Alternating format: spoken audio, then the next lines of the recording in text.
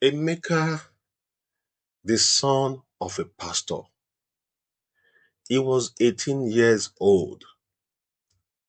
He was trained in a Christian way. He read the Bible, attended the Bible study regularly. He goes to church and he also tidy the church environment after church service. His mother was a businesswoman. She always loved to support Emeka with everything Emeka needed. Being the only child of the family, Emeka always worked hard, making sure the house is neat. He washes the dishes and iron his parents' clothes. One day, his father called her mother and they had a discussion about employing a female housemaid to clean the house, wash the clothes, and go to the market. They both agreed on this decision and they decided to get the housemaid through an agent. They gave the housemaid a room at the boys' quarter of the house. They describe her work for her and tell her to always wake up by 6 a.m. in the morning. At first, Emeka was not in support of the decision to employ a female housemaid, but he later agreed as to make him focus on his academics. Adija, the housemaid, arrived at the house, and Emeka's dad asked him to take her around the house and to show her our room at the boys' quarter. Emeka's mom returned home from the market and she was happy to see the housemaid. The housemaid was smart and neat. She tells her husband that she is going to be a good girl and she will take good care of the house. One fateful day, Emeka walked to the sitting room to watch a movie and he has asked Adija to prepare a hot tea for him. Adija answered, I will get the hot tea done for you. And Adija noticed that Emeka was the only one present at home at that particular time. She quickly went to her room to change her dress to a seductive one that would attract Emeka's attention. She was half naked, with her boobs exposed and her big hips showing. She went straight to Emeka and presented the tea to him.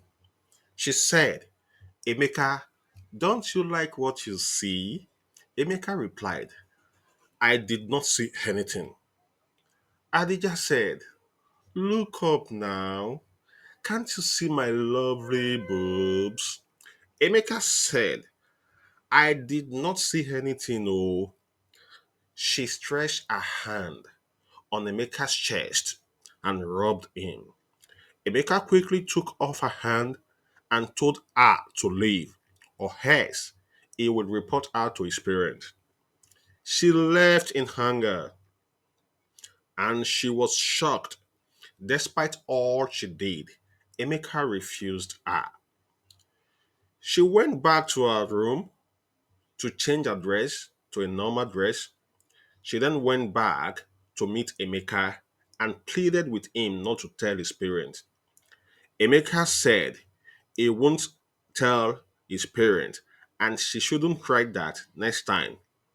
She thinks of what to do in order to carry out her evil plans. She quickly thought of one Baba in Oshobo. She placed the call to the Baba and told the Baba that she would be coming to see him. When Emeka's parents arrived from work, Adija went to see them and asked them to give her some money that she needed to go to the village to see her sick dad and promised to return back in 2 days. They accepted and gave her the money. They never knew she was after Emeka's life. She went to meet the Baba in Oshogbo State, and she told the Baba that her friend wants to snatch her boyfriend. Then the herbalist offered to render his service based on what she told the Baba. The herbalist requested some money to prepare the sham, and the Baba also told her to be nice to her friend so that she can be able to invite her for dinner and use the sham on her. The herbalist also gave Adija's warning.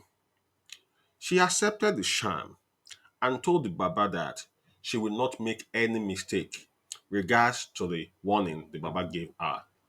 She left and returned back home after 2 days. After some few days, as usual, Emeka's parents left for work and Emeka was left at home with the housemaid. At this time, Adija has prepared her evil moves to take Emeka's life. As usual, Emeka came to the living room to watch a football match between Arsenal and Chelsea. During the match, he called on Adija to prepare him a chicken pepper soup with a chilled juice. Adija was excited to prepare the pepper soup for Emeka, knowing well to her that she will carry out her evil work. She prepared the pepper soup and added the sham to it. She mixed it together and took it to Emeka. She served the pepper soup to Emeka. Emeka was excited with the football match and he drew the pepper soup near him. As he intended to eat the pepper soup, the power supply cut off and he quickly ran out to put on the generator, leaving the pepper soup on the table. He called the security guy to switch the power changer to generator supply. When the security gets to the point to change it, he noticed the power changer switch is hard to change. So Emeka asked him to go to the living room to get a lubricant. As the security guide entered the living room, the aroma of the pepper soup was all over the place. He quickly goes close to the pepper soup and eats part of it. Then he takes the lubricant and the power was restored. Emeka went back to the living room to continue with his football, and to his surprise, his team was beaten 4-2. He was so sad and angry, so he turned off the television and went to his room. After an hour, there was an alarm indicating that the power is back. So they had to turn off the generator. He called the security guide severally, but to no avail. He then decided to change the light and walk straight to the security post.